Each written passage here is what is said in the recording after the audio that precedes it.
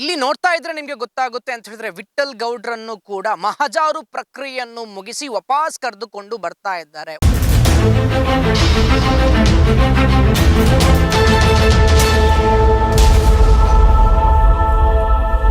Welcome to our YouTube family. Kudla ರಾಂಪೆ ಧರ್ಮಸ್ಥಳದಲ್ಲಿ ಹೂತು ಹಾಕಿರುವಂತಹ ಪ್ರಕರಣಕ್ಕೆ ಸಂಬಂಧಪಟ್ಟಾಗೆ ಟ್ವಿಸ್ಟ್ ಮೇಲೆ ಟ್ವಿಸ್ಟ್ ಕೂಡ ಸಿಗ್ತಾ ಇರುವಂತದ್ದು ನೀವು ಕಂಪ್ಲೀಟ್ ಆಗಿ ಗಮನಿಸ್ತಾ ಇದ್ದೀರಾ. ಏನೇನೆಲ್ಲ ಆಗ್ತಾ ಇದೆ ಅನ್ನುವಂತಹ ವಿಚಾರದಲ್ಲಿ ಅಂತ ಹೇಳಿದ್ರೆ ಬುರುಡೆಯನ್ನು ತಂದಿರುವಂತದ್ದು ಯಾರು ಅನ್ನುವಂತಹ ವಿಚಾರದಲ್ಲಿ ಒಂದು ಯಕ್ಷ ಪ್ರಶ್ನೆ ಕೂಡ ಇತ್ತು ಅಂತ ಹೇಳಿದ್ರೆ ಪತ್ರಿಕೆಯಲ್ಲಿ ಕೂಡ ನೋಡಿದೆ ನಾನು.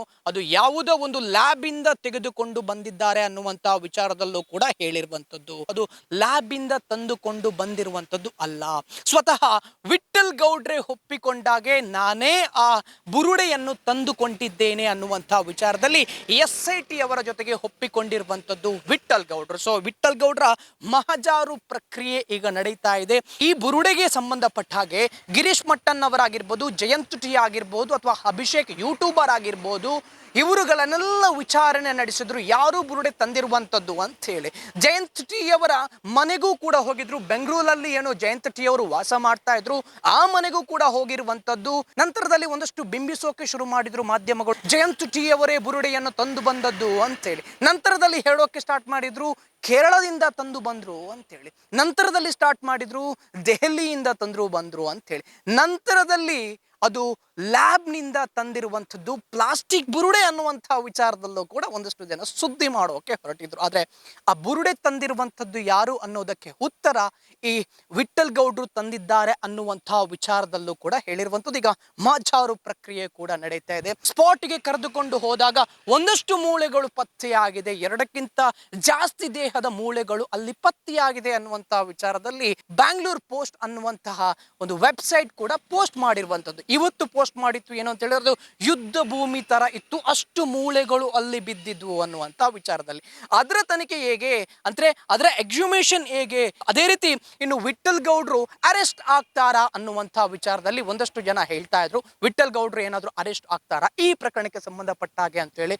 ಇಲ್ಲ, ಯಾಕೆಂತ ಹೇಳಿದ್ರೆ ಇದರಲ್ಲಿ ಒಂದು ವೇಳೆ ಆ ಬುರುಡೆಗೆ ಸಂಬಂಧಪಟ್ಟ ಹಾಗೆ ಸಾಕ್ಷಿ ನಾಶ ಮಾಡೋಕೆ ಏನಾದ್ರೂ ಪ್ರಯತ್ನ ಪಡ್ತಾ ಇದ್ರೆ ಖಂಡಿತವಾಗ್ಲೂ ಇವರು ಅರೆಸ್ಟ್ ಆಗುವಂತಹ ಸಾಧ್ಯತೆ ಹೆಚ್ಚು ಇತ್ತು. ಆ ಬುರುಡೆಯನ್ನು ಎಲ್ಲೋಗೂ ತಪ್ಪಿಸಿಕೊಂಡೋಗಿ ಇಟ್ಟು ಅಥವಾ ಅದರ ಸಾಕ್ಷಿಯನ್ನು ನಾಶ ಮಾಡುವಂಥದ್ರಲ್ಲಿ ಏನಾದರೂ ಇದ್ರೆ ಖಂಡಿತವಾಗ್ಲೂ 221 ಅಡಿಯಲ್ಲಿ ಅವರನ್ನು ಅರೆಸ್ಟ್ ಮಾಡುವಂಥದ್ದು ಕೂಡ ಇತ್ತು, ಅಥವಾ BNS 222 ಅಡಿಯಲ್ಲಿ ಅರೆಸ್ಟ್ ಮಾಡುವಂಥದ್ದು ಕೂಡ ಇತ್ತು, 223 ಅಡಿಯಲ್ಲೂ ಕೂಡ ಅವರನ್ನು ಅರೆಸ್ಟ್ ಮಾಡಬಹುದಿತ್ತು.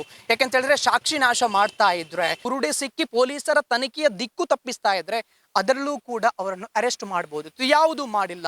ಬುರುಡೆ ಸಿಕ್ಕ ನಂತರ ಹೋಗಿರುವಂಥದ್ದು ಅದು ಸುಪ್ರೀಂ ಕೋರ್ಟ್ಗೆ. ಹೀಗಿರ್ಬೇಕಾದ್ರೆ ಅವರನ್ನು ಅರೆಸ್ಟ್ ಮಾಡುವಂಥದ್ದು ತೀರಾ ಕಡಿಮೆ ಅನ್ನುವಂತಹ ವಿಚಾರದಲ್ಲೂ ಕೂಡ ಬ್ಯಾಂಗ್ಳೂರ್ ಪೋಸ್ಟ್ ಅಲ್ಲಿ ಪೋಸ್ಟ್ ಕೂಡ ಮಾಡಿದ್ರು. ಗೊತ್ತಿಲ್ಲ ಯಾವ ರೀತಿಯಾಗಿ ತನಿಖೆ ನಡೆಯುತ್ತೆ ಅನ್ನುವಂತಹ ವಿಚಾರದಲ್ಲಿ. ಸದ್ಯದ ಮಟ್ಟಿಗೆ ಕನ್ಕ್ಲೂಷನ್ ಕೂಡ ಸಿಕ್ಕಿರುವಂಥದ್ದು ಏನು ಅಂತ ಹೇಳಿದ್ರೆ ಬುರುಡೆ ತಂದಿರುವಂಥದ್ದು ಯಾರು ಅನ್ನುವಂತಹ ಯಕ್ಷ ಪ್ರಶ್ನೆಗೆ ಉತ್ತರ ದಟ್ ಈಸ್ ವಿಠ್ಠಲ್ ಗೌಡ್ರು ಫ್ರಮ್ ಬಂಗ್ಲಾಗುಡ್ಡೆ ಅಂತ ಹೇಳಿ. ಸೊ ಅಲ್ಲಿನ ಮಣ್ಣನ್ನು ಕೂಡ ಕಲೆಕ್ಟ್ ಮಾಡಿದ್ದಾರೆ, ವಿಚ್ ಮೀನ್ಸ್ FSL ಅಲ್ಲಿ ಖಂಡಿತವಾಗ್ಲೂ ಮ್ಯಾಚ್ ಆಗೇ ಆಗುತ್ತೆ. ಆದ್ರೆ ಒಂದಷ್ಟು ಪತ್ರಿಕೆಗಳು, ಒಂದಷ್ಟು ಮಾಧ್ಯಮಗಳು ಯಾಕೆ ಈ ರೀತಿ ಬುರುಡೆ ಅದು ಲ್ಯಾಬ್ ಇಂದ ತಂದ್ರು, ಪ್ಲಾಸ್ಟಿಕ್ ಬುರುಡೆ ಅಂತ ಹೇಳಿ ಹೇಳಿದ್ರು ಅನ್ನುವಂತಹ ವಿಚಾರದಲ್ಲೂ ಗೊತ್ತಿಲ್ಲ.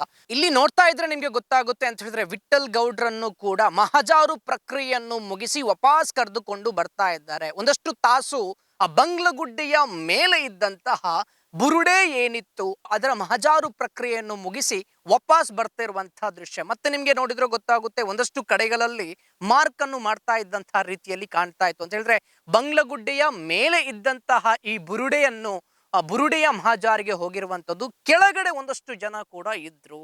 ಅದು ಯಾಕೆ ಏನು ಅಂತ ಹೇಳಿ ಗೊತ್ತಿಲ್ಲ. ಬೇರೆ ಬೇರೆ ಪ್ಲೇಸ್ ಅನ್ನು ಕೂಡ ಮಾರ್ಕ್ ಮಾಡ್ತಾ ಇದ್ರ ಅನ್ನುವಂತಹ ವಿಚಾರದಲ್ಲೂ ಕೂಡ ಗೊತ್ತಿಲ್ಲ. ಸೊ ಹಾಗಾಗಿ ಒಂದಷ್ಟು ಡೆವಲಪ್ಮೆಂಟ್ ಕೂಡ ಆಯಿತು. ಇಲ್ಲಿ ಯೂಟ್ಯೂಬರ್ಸ್ ಇಲ್ಲಿಗೆ ಬಂದಾಗ ವಿಡಿಯೋ ಮಾಡಬಾರ್ದು ಅನ್ನುವಂಥ ವಿಚಾರದಲ್ಲಿ ಗಲಾಟೆ ಮಾಡೋಕ್ಕೂ ಕೂಡ ಹೋಗಿರುವಂಥದ್ದು ಧರ್ಮಸ್ಥಳದವರು. ಇದರ ಬಗ್ಗೆ ನಾನು ಸಪ್ರೇಟ್ ಆಗಿ ಮತ್ತೊಂದು ಎಪಿಸೋಡ್ ಅನ್ನು ಕೂಡ ಮಾಡ್ತೀನಿ.